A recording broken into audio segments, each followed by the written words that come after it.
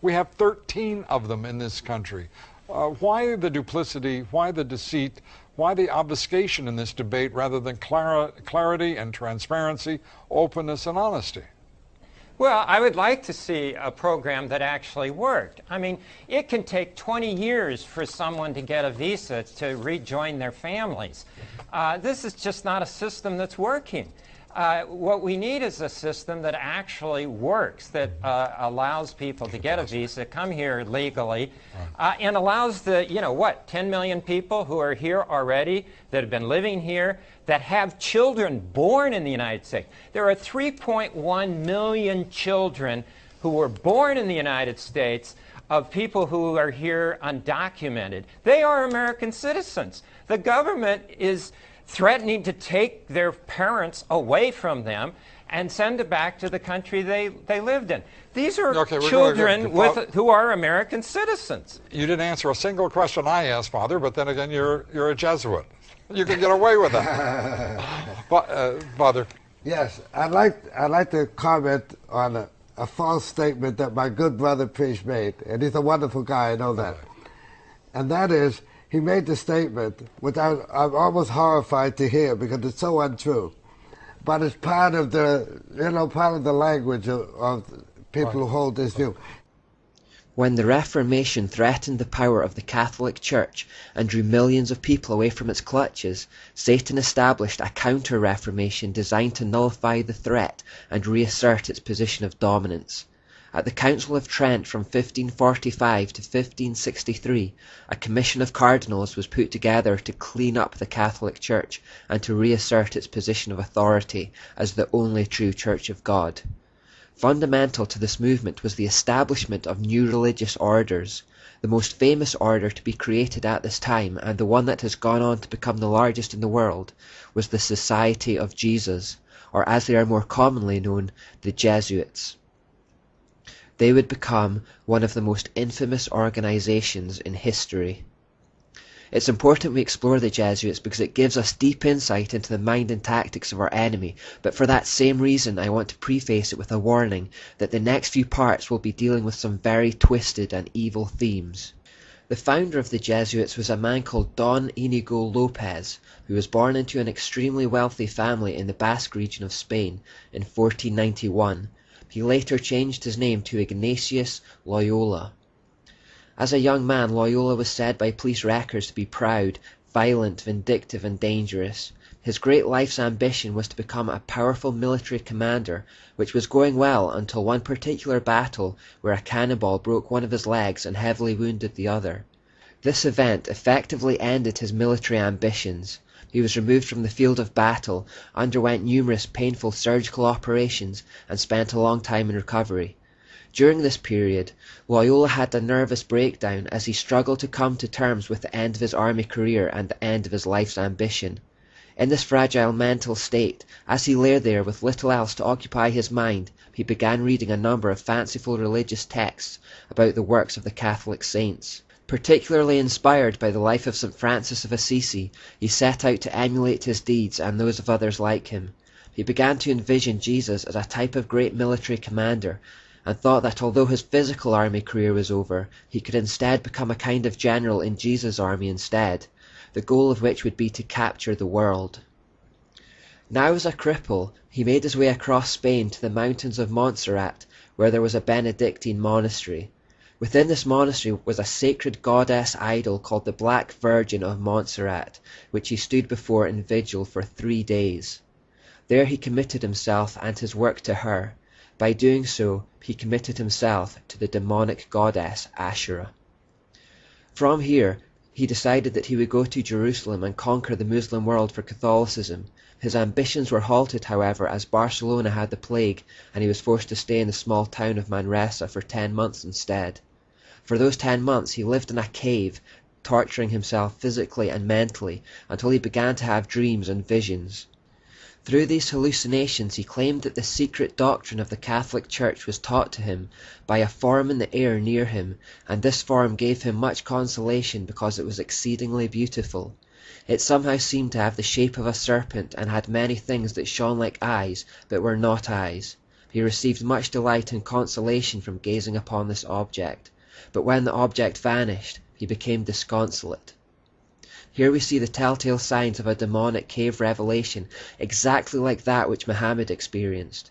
More explicitly than Muhammad's encounter, the being came in the form of a serpent rather than an angel of light. Similar to Muhammad, Loyola found himself prone to depression after contact. After the 10-month period in the cave, Loyola proceeded to Jerusalem, where he approached the Franciscan monks. They told him to go home as they did not want any political trouble. It was upon his return to Spain that he started formal training by studying theology at various universities. At this time he, along with a small band of companions, also started making disciples of others. While Loyola preached, it was noted that some of his female followers became so hysterically zealous that one fell senseless, another sometimes rolled about on the ground, another had been seen in the grip of convulsions or shuddering and sweating in anguish. Clearly demonic activity was at work following his cave experience and commitment to the demonic Asherah idol, and for the rest of his life he was known for having mystic powers. In the coming years he would be thrown into jail twice under the suspicion that he was a member of the Alumbrado, or as we know them, the Illuminati, and we'll discover more about them later. The description of people falling senseless and going into convulsions may remind you of scenes from Christian churches in recent times. To deal with that, I want to refer you to a 3-part series called Kundalini Warning, which I'll provide links for below. Please watch all the way to the end for a balanced opinion. By 1534, Ignatius Loyola had 6 key companions, all of whom he had met at university, and they formed the initial military brotherhood of the Society of Jesus. On the morning of 15th of August 1534, they met in the crypt of the Church of Our Lady of the Martyrs at Montmartre, and took solemn vows committing themselves to their lifelong work. As a man with an army background, Loyola created his order with the principles and disciplines that he had been used to as a soldier. The leader demanded the unquestioning obedience from his inferiors. Loyola was made the first superior general of the order, and they began the work of opposing the Reformation and re-establishing the dominance of the Catholic Church in Europe and around the world. They made their way to Rome where, in time, their society was accepted by the Pope, who at that time was Paul III. Paul III had seen the need of such a military order to repel the progress that the Protestant Reformation was making, as the Catholic Church seemed powerless by its own means. The Pope invested in them the authority to excommunicate all who would hinder or who do not aid the society, to confer orders, preach and administer the sacraments, to change their general, to absolve heretics as well as imprison the excommunicate, to exercise episcopal functions, to confirm, exercise, dispense, etc., to disguise themselves, to carry movable altars, give plenary indulgences, to live exempt, free from secular powers, taxes, as well as jurisdiction, authority, sentence, and command of any other ordinary delegate, judge, magistrate, from any search. In other words, the Jesuits were given authority from the Catholic Church to operate above the law and to employ any means necessary to do their work. With this remit, in time, the Jesuits became the most prominent and powerful of Catholic weapons against the Reformation. We're now going to read the Jesuit oath to gain an insight into exactly how they went about trying to destroy the work of the Reformation. When I warned that we'd be going into some twisted and disturbing stuff, this is one of the things I had in mind. It's an extremely disturbing document, but it's important to go over it, as it doesn't just give us insight into the Jesuits. By proxy, it gives us deep insight into the mind of our demonic enemy as a whole, and the tactics that Satan may still employ today against us. Remember, he has no new tricks. Incidentally, I'll post a copy of this in the notes section of the Fuel Project Facebook page, if you want to read it again.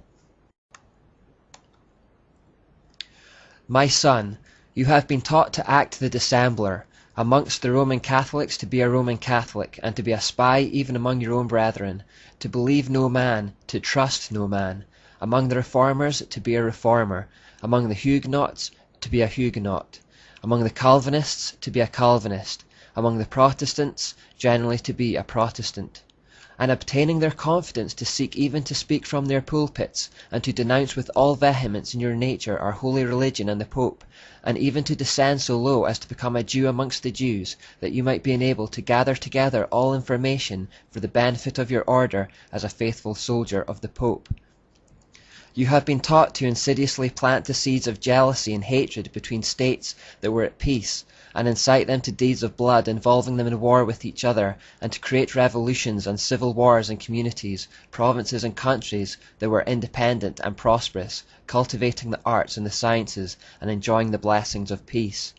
To take sides with the combatants, and to act secretly in concert with your brother Jesuit, who might be engaged on the other side, but openly opposed to that which you might be connected, only that the Church might be the gainer in the end, in the conditions fixed in the treaties for peace, and that in the end justifies the means. You have been taught your duties as a spy to gather all statistics, facts and information in your power from every source, to ingratiate yourself into the confidence of the family circle of Protestants and heretics of every class and character, as well as that of the merchant, the banker, the lawyer, amongst the schools and universities, in parliament and legislatures, and in the judiciaries and councils of state, and to be all things to all men for the Pope's sake, whose servants we are unto death. You have received all your instructions heretofore as a novice, a neophyte, and have served as a coadjutor, confessor, and priest, but you have not yet been invested with all that is necessary to command in the army of Loyola in the service of the Pope. You must serve the proper time as the instrument and executioner as directed by your superiors, for none can command here who has not consecrated his labours with the blood of the heretic, for without the shedding of blood no man can be saved. Therefore, to fit yourself for your work and make your own salvation sure, you will, in addition to your former oath of obedience to your order and allegiance to the Pope, repeat after me. I promise that, and declare that I will, when opportunity presents, make and wage relentless war, secretly or openly, against all Protestants and Liberals as I am directed to do, to extirpate and exterminate them from the face of the whole earth, and that I will spare neither age, sex, or condition, and that I will hang, burn, waste, boil, flay, strangle, and bury alive these infamous heretics, rip up the stomachs and wombs of their women, and crush their infants' heads against the walls, in order to annihilate for ever their execrable race. That when the same cannot be done openly, I will secretly use the poisoned cup, the strangulating cord, the steel of the poniard, or the leaden bullet, regardless of the honour, rank, dignity, or authority of the person or persons, whatever may be their condition in life, either public or private, as I at any time may be directed to do so by any agent of the Pope, or superior of the Brotherhood of the Holy Faith, the Society of Jesus. By reading these words we gain a full appreciation of their shocking tactics, which can be summed up like this. Their intention was to become part of the faith, system, culture, or group that they intended to destroy. Then from within they would sow seeds of hate and division. Their method was to present themselves as one thing on the surface, but to be secretly working away with each other for a very different purpose behind the scenes. They would sometimes pretend to be enemies on opposing sides in public, but behind the scenes they were actually cohorts, working together towards the same goal. This type of attack is sometimes referred to as becoming a fifth column, meaning that the most effective way to attack something is not from the north, or the south, or the east, or the west, but from within. Cicero once said, "A nation can survive its fools and even the ambitious, but it cannot survive treason from within. An enemy at the gates is less formidable, for he is known and he carries his banners openly. But the traitor moves among those within the gates freely, his sly whispers rustling through all the alleys, heard in the very halls of government itself. For the traitor appears not traitor, he speaks in the accents familiar to his victims, and he wears their face and their garments, and he appeals to the baseness that lies deep in the hearts of all men. He rots the soul of a nation, he works secretly and unknown in the night, to undermine the pillars of a city, he infects the body politic, so that it can no longer resist. A murderer is less to be feared." The fifth column tactic is of course a trademark of Satan. It was the very tactic he used to persuade a third of the angels to fall with him and to become his army of demons. He went around whispering in the ears of anyone who would listen to turn them against God. More recently, Ex-witches have spoken of being assigned to local churches by their coven with the aim of being involved in the congregation on the surface, but all the while secretly working against it from within, frustrating its aims and unity. If something is attacked from without, it will put up its defenses and fight back, but if, by using deceit, the attacker can become part of the thing it wishes to destroy and gains the trust of those involved, they can take it down from within. But could we really expect any human being to carry out the acts described in this monstrous Jesuit oath? Well, remember that the spiritual exercises were designed to eliminate all human emotion and to turn the men into machines. And just as demonic influence was so clearly at work in Loyola's cave experience, so they are involved in the spiritual exercises. H. Boehmer in Les Jesuits writes, "We imbue unto him spiritual forces which he would find very difficult to eliminate later. These forces can come up again to the surface, sometimes after years of not even mentioning them, and become so imperative that the will finds itself unable to oppose any obstacle, and has to follow their irresistible impulse." In other words, through the spiritual exercises, the Jesuit initiate becomes possessed and finds themselves compelled to act according to the will of these demonic forces within.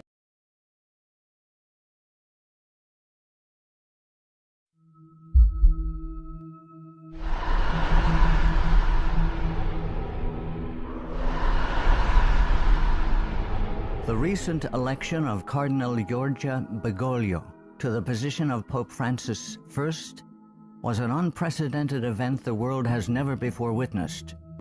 It is the first time in history that a member of the Jesuit order has been elected to the highest position of the Roman Catholic Church. Reactions worldwide varied from jubilation to matter-of-fact acceptance to disinterest. These very reactions reveal appalling ignorance of the true nature of the Jesuit order.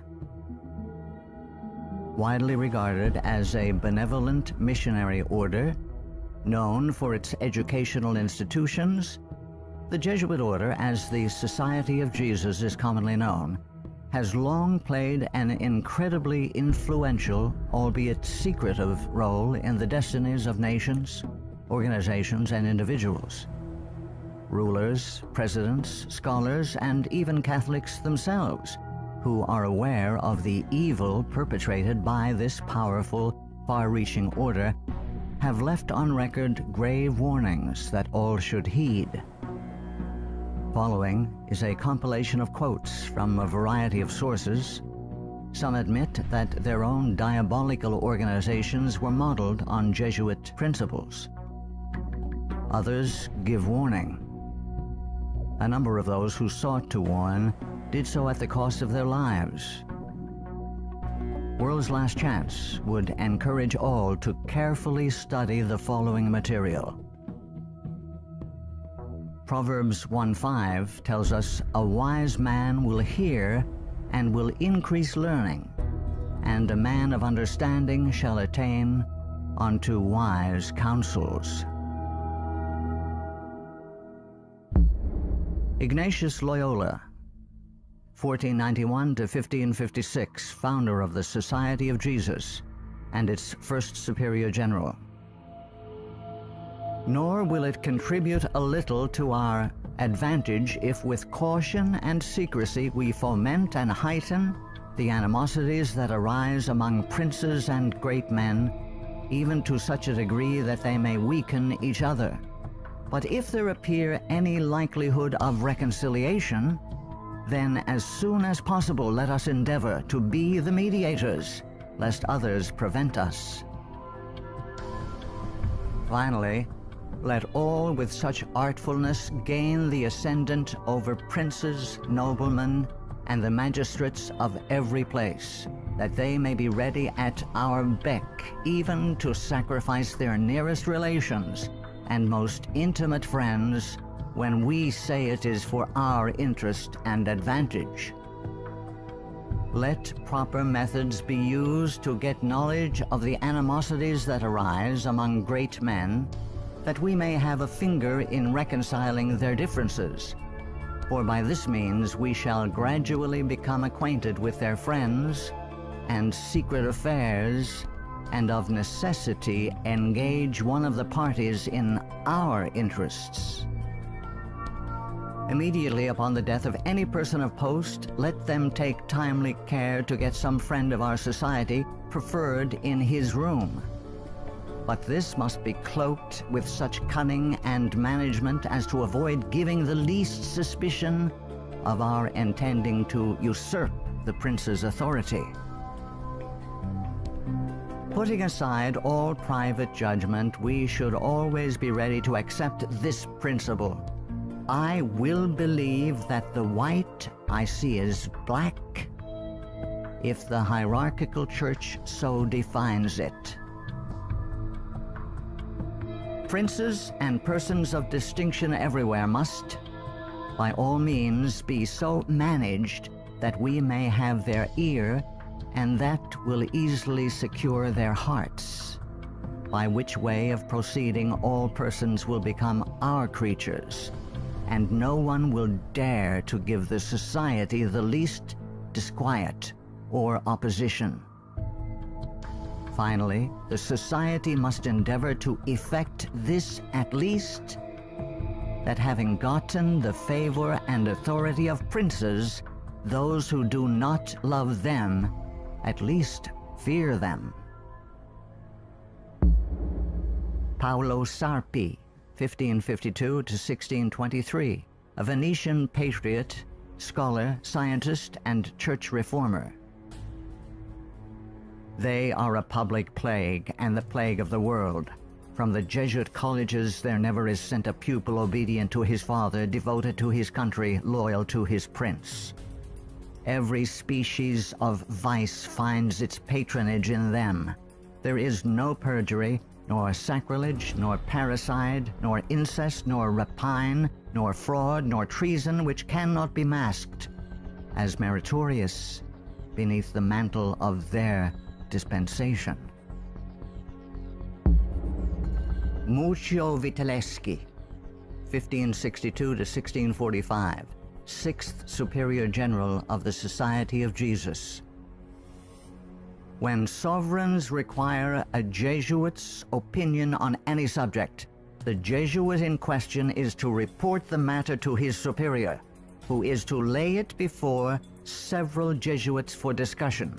The resolution formed after this consultation is supplied to the Jesuit, who has been consulted by the sovereign. Priest Antoine Arnaud, 1612 to 1694. Do you wish to excite troubles, to provoke revolution, to produce the total ruin of your country?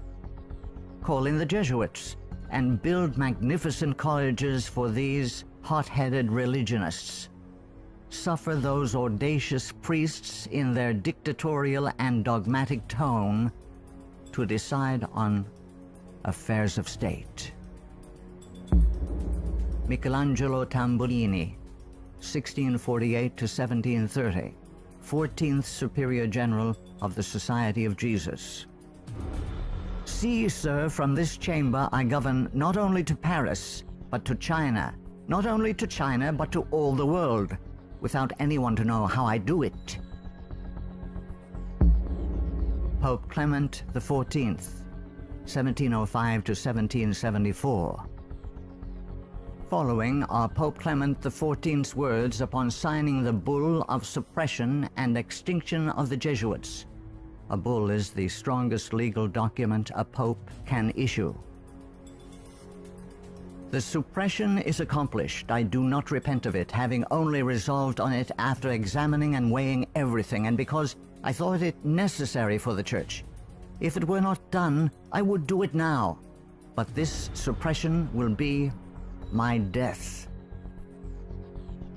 Pope Clement XIV knew the Jesuits very well and expected to die at their hands. He was correct. He was poisoned.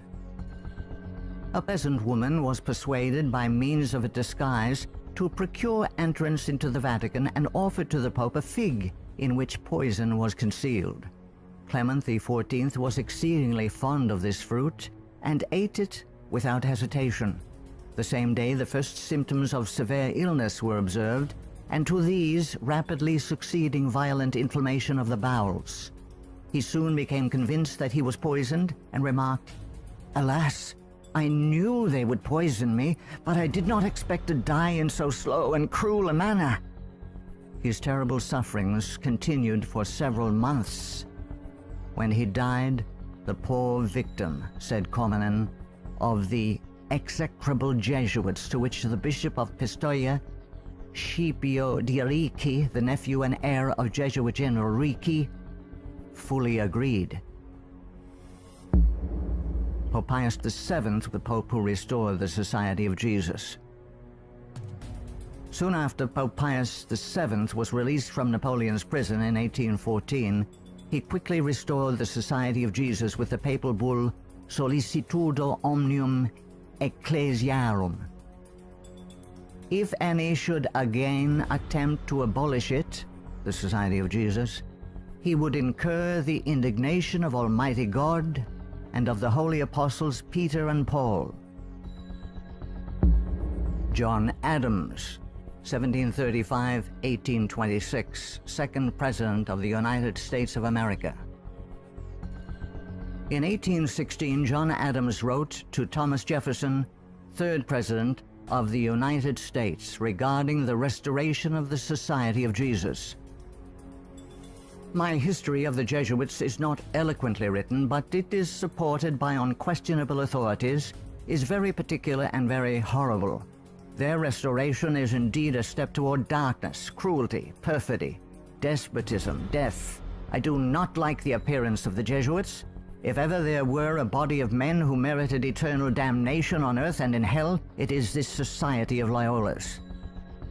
Shall we not have regular swarms of them here, in as many disguises as only a king of the gypsies can assume, dressed as painters, publishers, writers, and schoolmasters? If ever there was a body of men who merited eternal damnation on earth and in hell, it is this Society of Loyola's. We are compelled by our system to offer them asylum. Napoleon Bonaparte, 1769 to 1821, Emperor of the French. The Jesuits are a military organization, not a religious order. Their chief is a general of an army, not the mere father abbot of a monastery. And the aim of this organization is power. Power in its most despotic exercise. Absolute power, universal power, power to control the world by the volition of a single man. Jesuitism is the most absolute of despotisms, and at the same time the greatest and most enormous of abuses. The general of the Jesuits insists on being master sovereign over the sovereign. Wherever the Jesuits are admitted, they will be masters, cost what it may. Their society is by nature dictatorial, and therefore it is the irreconcilable enemy of all constituted authority. Every act, every crime, however atrocious, is a meritorious work, if committed for the interest of the Society of the Jesuits or by the order of the general. Adam Weishaupt, 1748 to 1830, a Jesuit German philosopher and founder of the Order of the Illuminati. The degree of power to which the representatives of the Society of Jesus had been able to attain in Bavaria was all but absolute. Members of the order were the confessors and preceptors of the electors, hence they had a direct influence upon the policies of government. The censorship of religion had fallen into their eager hands, to the extent that some of the parishes even were compelled to recognize their authority and power. To exterminate all Protestant influence and to render the Catholic establishment complete, they had taken possession of the instruments of public education. It was by Jesuits that the majority of the Bavarian colleges were founded, and by them they were controlled. By them also the secondary schools of the country were conducted. The Marquis de Lafayette, 1757 to 1834, a French statesman and general. It is my opinion that if the liberties of this country, the United States of America, are destroyed, it will be by the subtlety of the Roman Catholic Jesuit priests, for they are the most crafty, dangerous enemies to civil and religious liberty. They have instigated most of the wars of Europe. Friedrich von Hardenberg, 1772 to 1801, German philosopher. Never before in the course of the world's history had such a society, that is, the Jesuit order, appeared. The old Roman Senate itself did not lay schemes for world domination with greater certainty of success. André-Marie Jean-Jacques Dupin, 1783 to 1865, a French statesman.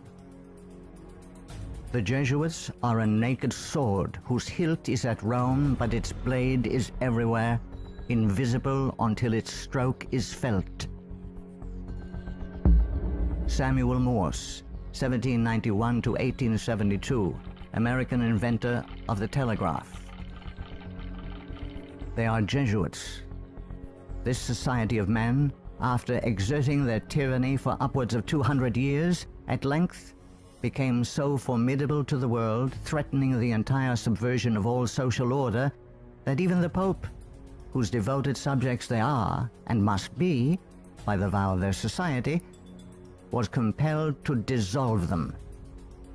They had not been suppressed, however, for 50 years before the waning influence of popery and despotism required their useful labors to resist the light of democratic liberty, and the Pope, Pius VII, simultaneously with the formation of the Holy Alliance, revived the order of the Jesuits in all their aureory. From their vow of unqualified submission to the sovereign pontiff, they have been appropriately called the Pope's bodyguard. And do Americans need to be told what Jesuits are?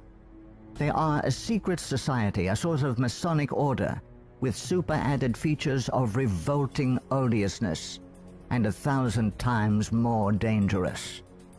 They are not merely priests or of one religious creed.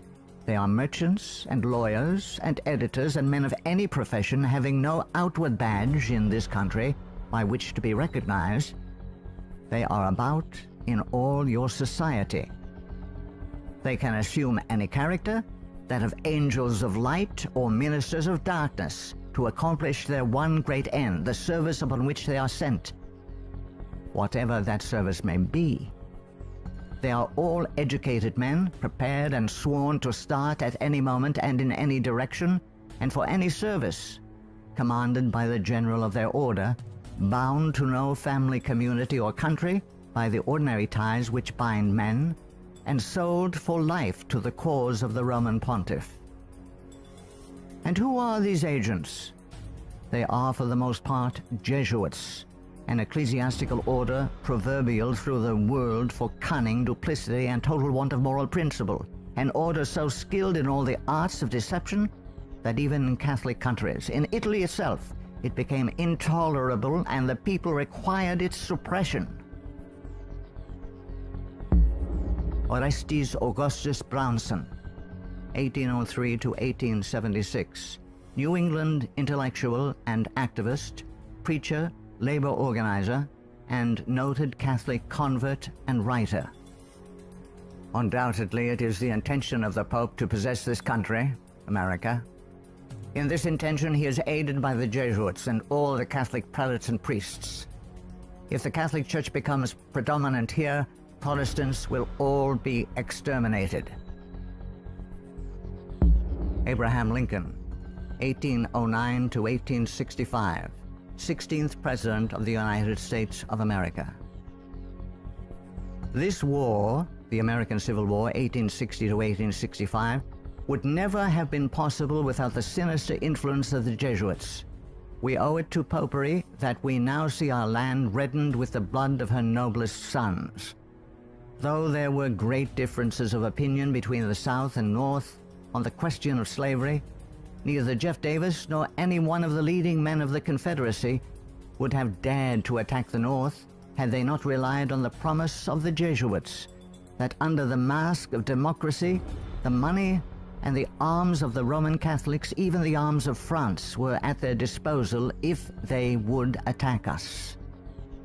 The Protestants of both the North and South would surely unite to exterminate the priests and the Jesuits if they could learn how the priests and nuns and the monks which daily land on our shores under the pretext of preaching their religion are nothing else but the emissaries of the Pope, of Napoleon III, and the other despots of Europe to undermine our institutions, alienate the hearts of our people from our Constitution and our laws, destroy our schools, and prepare a reign of anarchy here as they have done in Ireland, in Mexico, in Spain, and wherever there are any people who want to be free. I am so glad to meet you again, he said. You'll see that your friends the Jesuits have not yet killed me, but they would have surely done it when I passed through the most devoted city, Baltimore, had I not defeated their plans by passing incognito a few hours before they expected me. New projects of assassination are detected almost every day, accompanied with such savage circumstances that they bring to my memory the massacre of St. Bartholomew and the gunpowder plot. We feel at their investigation that they come from the same masters in the art of murder, the Jesuits. So many plots have already been made against my life that it is a real miracle that they have all failed when we consider that the great majority of them were in the hands of skillful Roman Catholic murderers evidently trained by the Jesuits. I know that Jesuits never forget nor forsake, but man must not care how and where he dies, provided he dies at the post of honor and duty. Charles Chineke, 1809 to 1899, Canadian ex-Catholic priest. From that the Catholic priests with the most admirable ability and success have gathered their Irish legions into the great cities of the United States, and the American people must be very blind indeed if they do not see that if they do nothing to prevent it, the day is very near when the Jesuits will rule their country, from the magnificent White House at Washington to the humblest civil and military department of this vast republic. Brigadier General Thomas M. Harris, 1817 to 1906, physician and Union General during the Civil War. The organization of the Roman Catholic hierarchy is a complete military despotism of which the Pope is the ostensible head. The Black Pope is the head of the Order of the Jesuits and is called a general. He not only has command of his own order, but directs and controls the general policy of the Roman Catholic Church.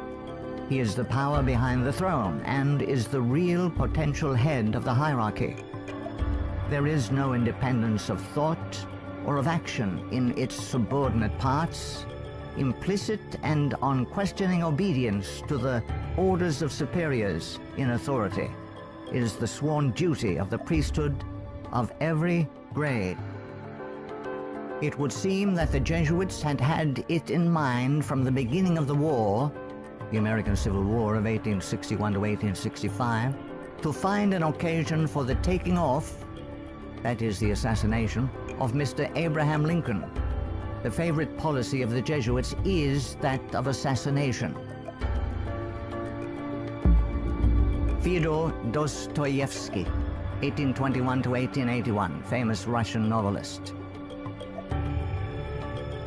The Jesuits are simply the Roman army for the earthly sovereignty of the world in the future, with the Pontiff of Rome for emperor. That's their ideal. It's simple lust of power, a filthy earthly gain of domination, something like a universal serfdom with them as masters. That's all they stand for. They don't even believe in God, perhaps. Margaret F. Cusick, 1829 to 1899, converted nun of Kenmare. The great idea of the Jesuit has always been a universal spiritual and temporal monarchy in which the Jesuit should reign supreme. England has always been the place desired for the base of operations necessary for this end, Hence the blood, the tears shed, and the schemes undertaken in this country by the Jesuit. He has by no means ended his efforts for the subjugation of the world to Rome through England. When the Jesuit is expelled from one place, he is not slow to find another. France may reject him, not without cause, but England opens her arms to him. Catholic Italy may deprive him of the glories of his once famous home in the Gesù, but America opens her doors to him. He is the wandering Jew of the Romish Church. He is followed by the execrations of those by whom he was once beloved until they discovered his iniquities. Charles Haydn Spurgeon, 1834 to 1892, British, particular Baptist preacher known as the Prince of Preachers. Our ancient enemies have small belief in our common sense if they imagine that we shall ever be able to trust them after having so often beheld the depths of Jesuitical cunning and duplicity. The sooner we let certain archbishops and cardinals know that we are aware of their designs and will in nothing cooperate with them, the better for us and our country. Of course, we shall be howled at as bigots, but we can afford to smile at that cry when it comes from the church which invented the Inquisition. No peace with Rome is the motto of reason as well as of religion. Richard W. Thompson, 1809 to 1900, Secretary of the Navy, United States of America. The Jesuits are the deadly enemies of civil and religious liberty. The Jesuit general occupies the place of God and must be obeyed howsoever the peace and welfare of the multitude may be imperiled or the nations be convulsed from center to circumference. The Society of Jesuits must obtain the mastery, even if general anarchy shall prevail, or all the world besides be covered with the fragments of a universal wreck. The sovereigns of the Holy Alliance had massed large armies and soon entered into a pledge to devote them to the suppression of all uprisings of the people in favor of free government. And he, Pius VII, desired to devote the Jesuits, supported by his pontifical power, to the accomplishment of that end. He knew how faithfully they would apply themselves to that work, and hence he counseled them in his decree of restoration to strictly observe the useful advices and salutary counsels whereby Loyola had made absolution the cornerstone of the society. Luigi de Sanctis, 19th century ex-official censor of the Inquisition. All these things caused the Father General of the Jesuits to be feared by the Pope and sovereigns. A sovereign who is not there, the Jesuits' friend, will sooner or later experience their vengeance. At what then do the Jesuits aim? According to them, they only seek the greater glory of God. But if you examine the facts, you will find that they aim at universal dominion alone.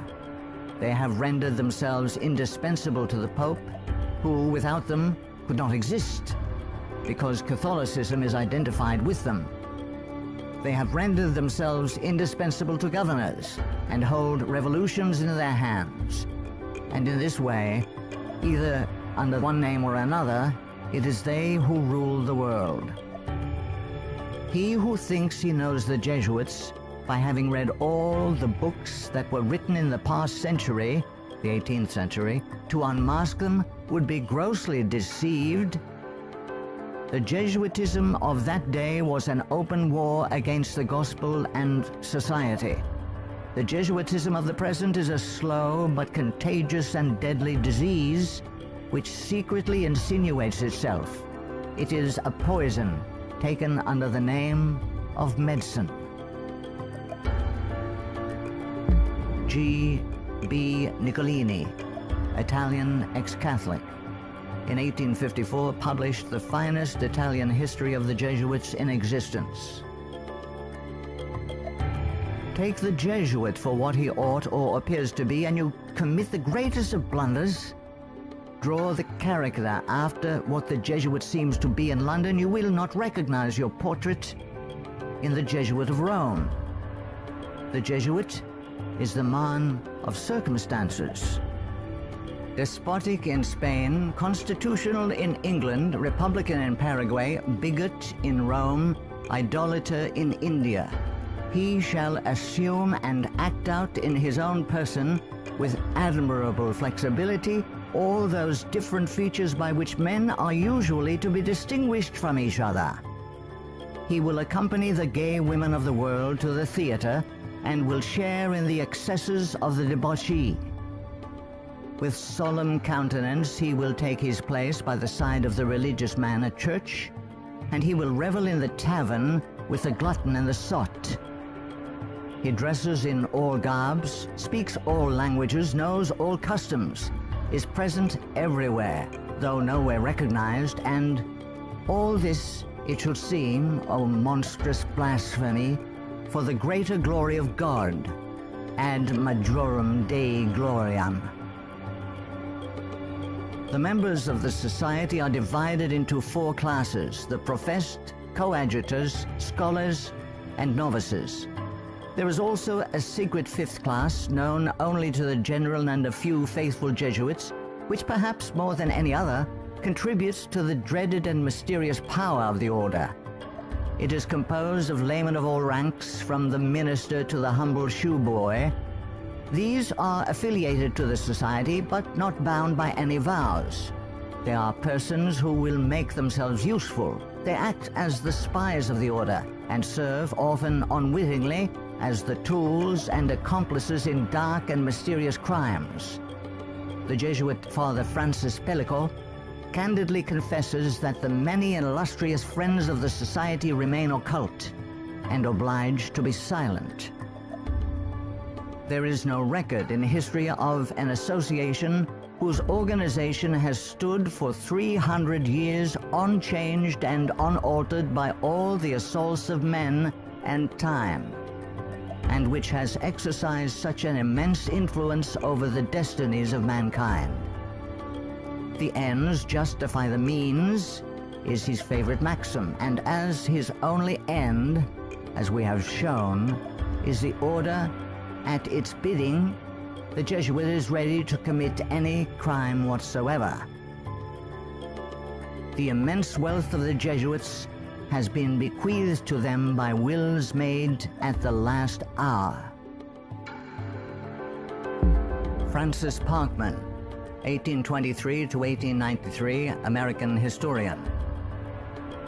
The Jesuits, then as now, were the most forcible exponents of ultramontane principles. The Church to rule the world, the Pope to rule the Church, the Jesuits to rule the Pope. Such was and is the simple program of the Order of Jesus, and to it they have held fast except on a few rare occasions of misunderstanding with the vice-regent of Christ.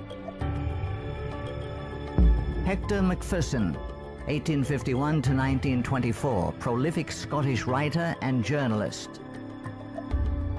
So hurtful was the Jesuit order found to be that up to 1860 it was expelled no fewer than 70 times from countries which had suffered from its machinations.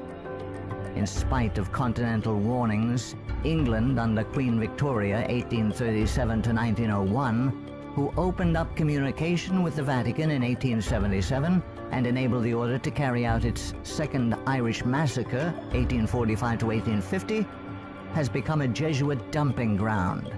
Those whom other countries have found from sad experience to be enemies, Britain allows to land on her shores and to carry on, unmolested, their work of iniquity.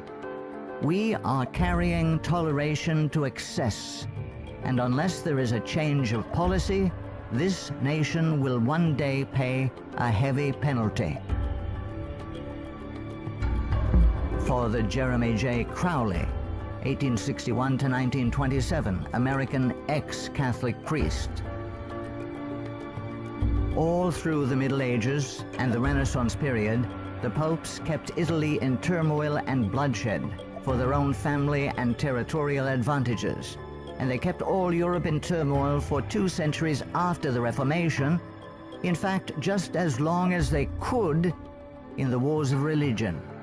Their whole policy is based on stirring up hatred and promoting conflicts from which they hope to draw worldly advantage. Popes and their Jesuitical agents have been and are the instigators of wars, and while the world is having real pain, Rome is having champagne. The Jesuit Superior General is at the head of this black and mute militia which thinks, wills, acts, obeys as the passive instrument of his designs. Their whole life must have but one aim, the advancement of the Jesuit order to which they are attached. How long shall the Roman Catholic hierarchy play the people for fools? Shall the government be of the people, for the people, and by the people, or by the Pope? Let's not let the Pope of Rome name our president for us. Lovers of your country, beware of Jesuitical intrigues, the political power of Romanism, and the honeyed words of politicians reaching after the presidency. Ellen G. White, 1827 to 1915, prolific author and American Christian pioneer. Jesuitism inspired its followers with fanaticism. There was no crime too great for them to commit, no deception too base for them to practice, no disguise too difficult for them to assume. It was a fundamental principle of the order that the end justifies the means. By this code, lying, theft, perjury, assassination were not only pardonable but commendable when they serve the interests of the Church. Under various disguises, the Jesuits worked their way into offices of state, climbing up to be the counselors of kings and shaping the policy of nations. Edmund Ronaine, 1832 to 1911, former Freemason who served as both secretary and master of Keystone Lodge. The religion of Masonry is a system of absolute despotism, and like that of Rome, demands a blind, unquestioning obedience to all its laws, rules, and edicts, whether right or wrong. What a singular commentary on the indifference, the subserviency, or the cowardice of society that an institution professedly organized by such cunning knaves, the Jesuits, and for such base purposes, and which has been sustained by fraud, falsehood, and deception from the commencement of its career to the present time, should be permitted today to dictate to, if not virtually to rule the nation, and to create such a dread in communities that even some of the ministers of Christian denominations, who detest its vile philosophy and who would like to see it swept from the face of the earth, are absolutely afraid to mention its name, either in the pulpit, the prayer meeting, or the Sabbath school, lest its secret vendetta vengeance might, in some concealed manner, be wreaked upon them. Adolf Hitler, 1889 to 1945, Austrian-born German politician and the leader of the Nazi Party. I have learned most of all from the Jesuit order. So far, there has been nothing more imposing on earth than the hierarchical organization of the Catholic Church. A good part of that organization I have transported direct to my own party. The Catholic Church must be held up as an example. I will tell you a secret. I am founding an order. In Himmler, I see our Ignatius de Loyola. Walter Friedrich Schellenberg, 1910 to 1952, German SS Brigadier Führer, who rose through the ranks of the SS to become the head of foreign intelligence. The SS had been organized by Himmler according to the principles of the Jesuit order. The rules of service and spiritual exercises prescribed by Ignatius de Loyola constituted a model which Himmler strove carefully to copy. Absolute obedience was the supreme rule. Every order had to be executed without comment. Avro Manhattan, 1914 to 1990, a writer and philosopher. The Jesuits are one of the largest stockholders in the American Steel Company, Republic, and National. They are also among the most important owners of the 4 greatest aircraft manufacturing companies in the U.S., Boeing, Lockheed, Douglas, and Curtiss-Wright. No political event or circumstance can be evaluated without the knowledge of the Vatican's part in it, and no significant world situation exists in which the Vatican does not play an important explicit or implicit role. Alberto Rivera, 1935 to 1997, ex-Jesuit. The higher I went in the Jesuit order, the more corruption I saw of it in the institution. I was invited to attend a secret black mass by high-ranking Jesuits, including Superior General Pedro Arrupe, in a monastery in the northern part of Spain. When I knelt to kiss the ring of a high official, I saw a symbol on that ring that made my blood run cold. It was a Masonic symbol, the compass and the square. A thing I hated, and I had been told to fight against it. I found out the Jesuit general was also a Mason and a member of the Communist Party in Spain. Frederick Tupper Southey III, 1936 to 2007, American composer, musician, author, and artist. The Roman Inquisition had been administered since 1542 by the Jesuits. Edmund Paris, 1894 to 1970, author of The Secret History of the Jesuits. The public is practically unaware of the overwhelming responsibility carried by the Vatican and its Jesuits in the starting of the 2 world wars, a situation which may be explained in part by the gigantic finances at the disposition of the Vatican and its Jesuits, giving them power in so many spheres, especially since the last conflict. The Jesuits are a secret society, a sort of Masonic order, with super-added features of revolting odiousness and 1,000 times more dangerous.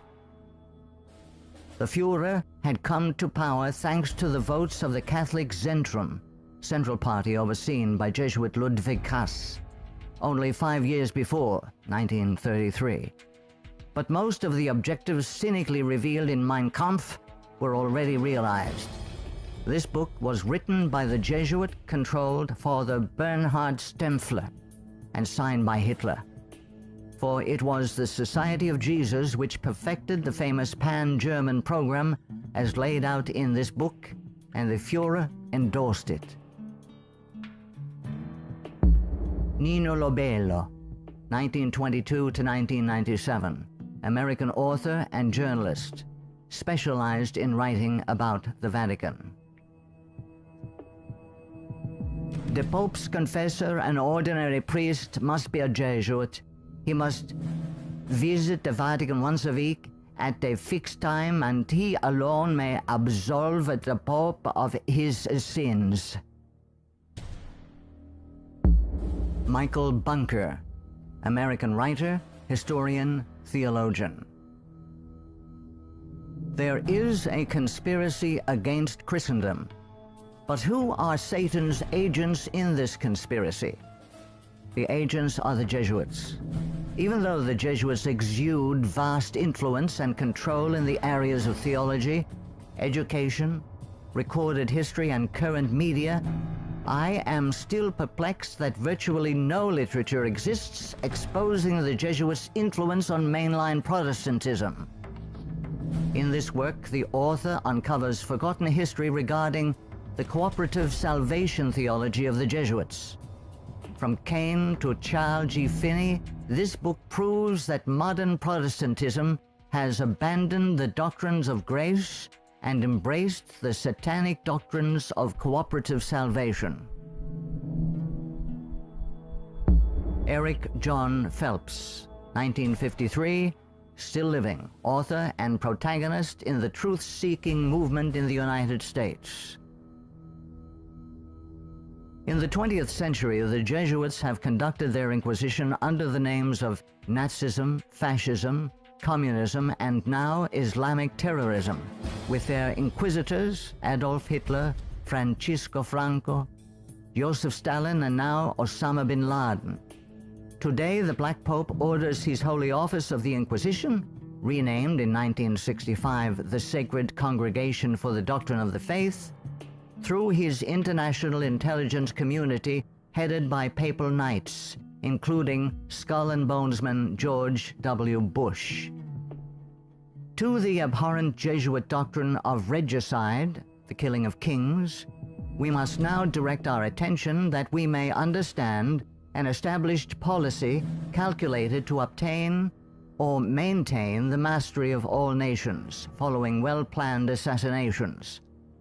In the past, the order's assassins were either Jesuits, like Jacques Clement, or killers easily connected to the influence of the company, men like John Wilkes Booth.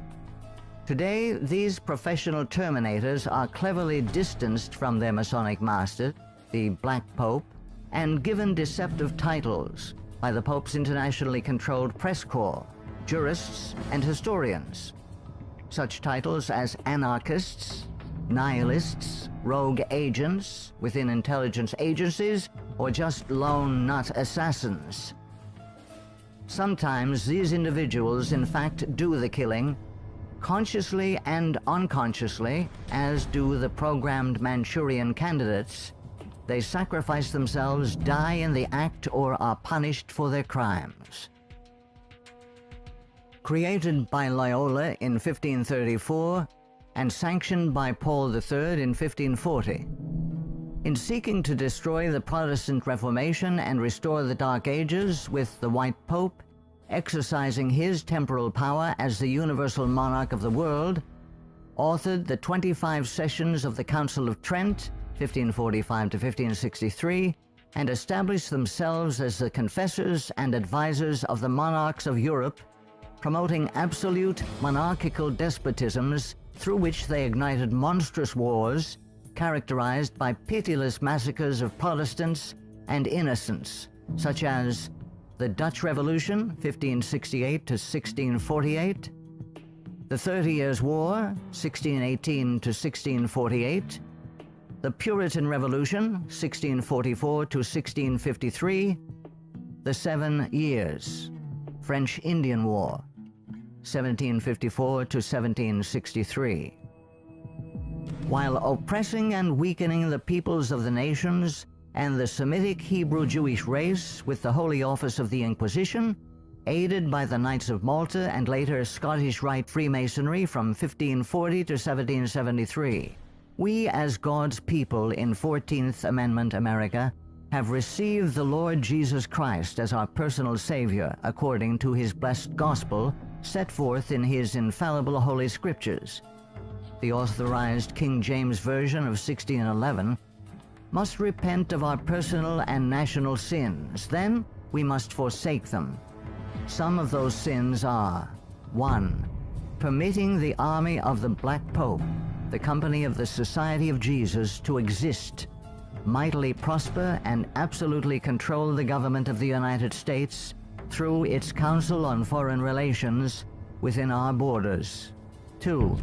Believing the Jesuit-controlled American press, which has continually lied and deceived us throughout the 20th century. 3. Permitting the Jesuits' Federal Reserve banking system and United Nations to exist within our borders, as these two bodies have successfully destroyed popular liberty, liberalism, and the national sovereignty of every nation in the world pursuant to the purposes of the Jesuits' Holy Alliance. 4. waiving our Fourth and Fifth Amendment rights secured by the declaratory and restrictive clauses of the Bill of Rights at the insistence of the Baptists of Virginia, and so dearly paid for with torrents of blood by our Protestant forefathers, through filing our confessions every April 15th, paying the heavy and progressive communist income tax, thereby financing a multitude of sins. 5.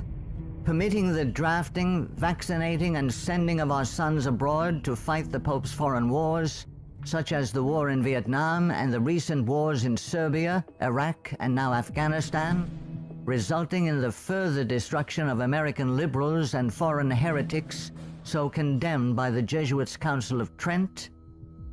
6. Permitting the Jesuits in control of the government of the American Empire to use our military and financial might to enthrone dictators around the world whose first allegiance is to Rome, thereby restoring the temporal power of the Jesuits, infallible Pope, returning the world to the Dark Ages. 7. Consenting to the Jesuits' Supreme Court decisions in removing the Protestant Bible and prayer from the bulwark of American liberty so hated by the Jesuits, the public school system. 8. Consenting to the immigration of millions of Roman Catholics and pagan persons of color whose loyalty to the Pope or their own race, religion, and nationality is greater than their loyalty to our Protestant Constitution and Republican form of government, thereby creating a multitude of agitations justifying more centralization of power in Washington, D.C., and through amalgamation, the Africanization of the American white Celtic Anglo-Saxon race being historically the greatest enemy of the Jesuit order, especially its Bible-believing Protestants and Baptists, as intended by the Company of Jesus pursuant to its Jesuit oath. 9. Consenting to the Jesuit Supreme Court's several decisions of forced integration resulting in the destruction of both the white and black races through amalgamation, as the exchange of viruses, bacteria, and parasites unique to each race creates powerful combinations in the offspring, producing a non-resistant, weak, and sterile population within 5 generations. 10. Consenting to the Jesuit Supreme Court's decision of legalized abortion, resulting in the mass murder of unborn babies, polluting the land with innocent blood, ultimately collapsing the Ponzi scheme called the Social Security system, justifying mass murder of the elderly by the coming fascist dictator, provoking the Lord against us to consume us until there be no remnant nor escaping in the land by means of a massive military invasion composed of a coalition of nations, cleansing the land with the blood of unrepentant and unforgiven American murderers. 11. Succumbing to race hatred as a result of Jesuit-controlled Masonic agitators such as the White Knights of the Ku Klux Klan and the Black Nation of Islam, justifying the imposition of martial law when the inner-city race wars begin. 12. Sheepishly giving up our real wealth, gold and silver coins in exchange for indulgences, the Jesuits' worthless paper money called Federal Reserve notes, and thereby becoming a nation of overworked, unprincipled, money-hungry thieves. 13. Consenting to the cattle brand of the Jesuits' Social Security number as a means of identification to be used by their international intelligence community, begun by Hitler's SS at Dachau, it being the forerunner of. 14. Obeying the evil 1968 gun law of Nazi origin and thereby, upon purchasing new firearms, blindly registering our guns, our swords of just defense, enabling the coming Jesuit-controlled white fascist military dictator to ultimately take them from us, making our annihilation sure pursuant to the Council of Trent. 15. committing a multitude of personal sins, both public and private, ensuring that our annihilation will be a righteous act in the eyes of both the risen Son of God and mortal man. Far from being the benevolent educational missionary society many view the Society of Jesus as being, the Jesuit order is responsible for some of the most heinous acts in recorded history. They have battled truth and righteousness, crushed religious liberty, influenced kings, and sought to mold the course of history to carry out their own agenda.